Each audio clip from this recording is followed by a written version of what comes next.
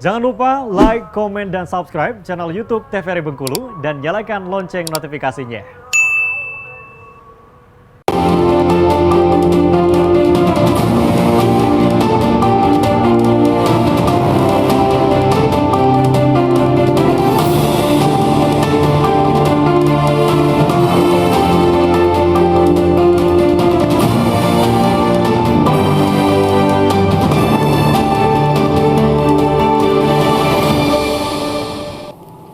Terima kasih pemirsa TVRI Bengkulu, Anda kembali menyaksikan Berendo, masih bersama saya Afriko Zuhri. Masih dalam tema yang sama berkaitan dengan pemilu di mata pemuda. Nah, kalau kita melihat untuk pemilu atau politik yang kita laksanakan di 2024 nanti banyak juga nih pemuda, tadi selain kita membahas yang mungkin mencalonkan diri ya menjadi calon legislatif dan sebagainya, tetapi juga banyak yang justru aktif sebagai penyelenggara saat ini.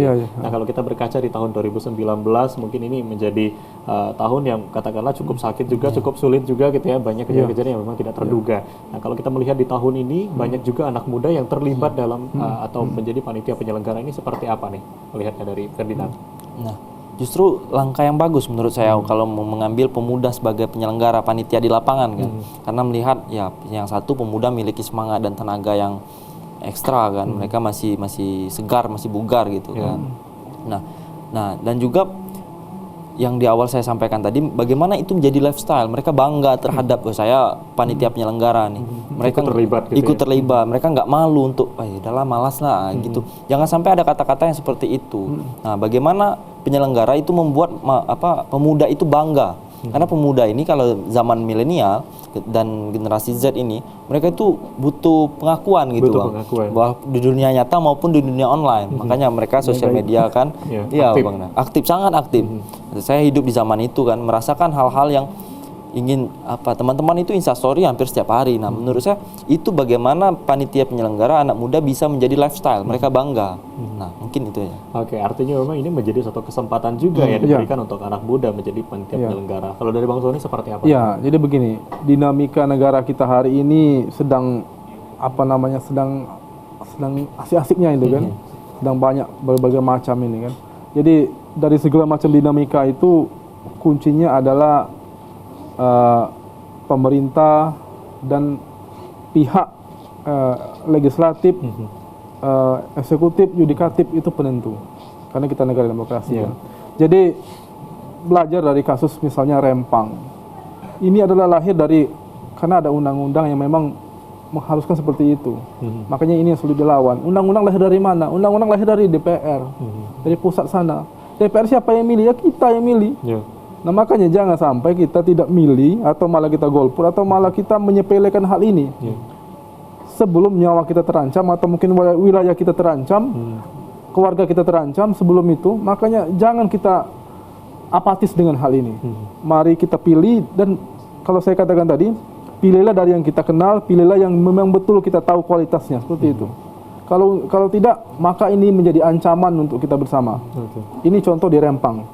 Terima kasih. Ya, itu menjadi ancaman untuk kita semua. Tentu ini menjadi harapan agar ke depan memang anak-anak muda ini bisa berpartisipasi gitu ya. Tadi disampaikan adalah berpartisipasi salah satunya menjadi penyelenggara. Ini menjadi satu hal yang baik. Nah, kalau kita berkaca di tahun 2019 dengan di 2024 nanti, apa sih sebetulnya harapan agar dalam panitia penyelenggara khususnya ya saat ini agar tidak terjadi kembali?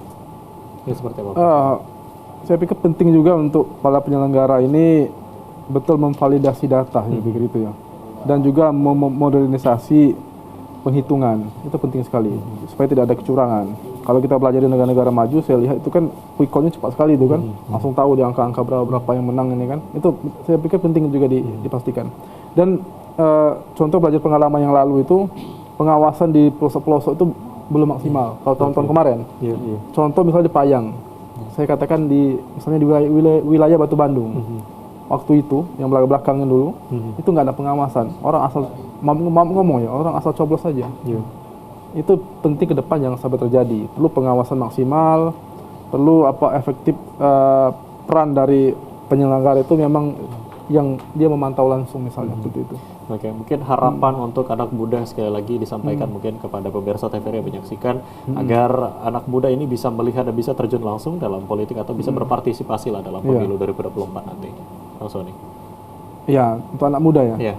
Untuk anak muda, saya pikir jangan kita golput, jangan apatis. Saya katakan berulang lagi tadi kan, pilihlah yang memang betul kita kenal dan pilihlah yang memang kita tahu kualitas dia yang terbaik gitu kan. Memang dia orangnya bagus dan memang orangnya pas itu. Itu yang saya sampaikan kepada orang banyak. Mungkin itu untuk anak muda, untuk orang-orang umum lah saya pikir itu kan.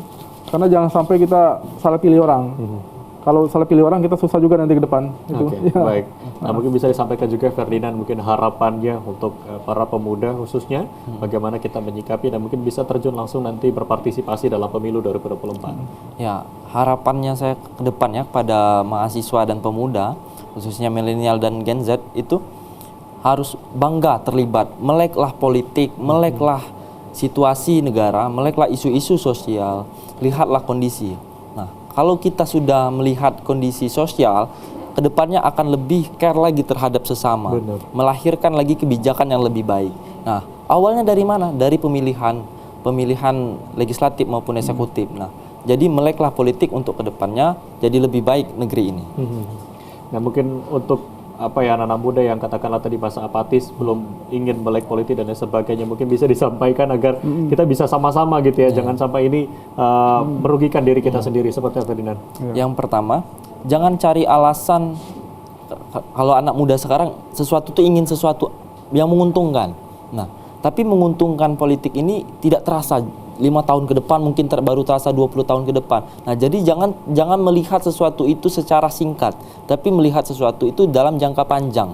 Kalau kita memilih hari ini dalam pemilihan legislatif apapun eksekutif, itu mungkin 20 tahun ke depan kebijakannya yang akan melahirkan untuk menguntungkan masyarakat kita. Jadi marilah bersama untuk melek politik, jangan sekedar di rumah menguntungkan diri sendiri. Mungkin itu. Ya, mungkin harapan untuk kita pemerintah nih agar bisa ada pendidikan politik yang diberikan. Karena mungkin tidak hanya kita sebagai anak muda yang bisa memahami, mungkin harus ada juga yang mendorong gitu ya, kepada dari pemerintah bisa memberikan pendidikan politik. Nah, sejauh ini bagaimana penyelenggara kita nih? Apakah ada koreksi, mungkin ada evaluasi sedikit mungkin bisa disampaikan? Nah, kalau koreksi sedikit, ini kayaknya baru kebijakan awal tahun ini. KPU masih menggunakan kotak kardus, itu sangat disayangkan itu. Kotak kardus yang di 2019 banyak terjadi, kebocoran informasi, bahkan ada kotak yang kehujanan, dan tahun ini kita masih menggunakan kotak kardus, itu sangat disayangkan sekali.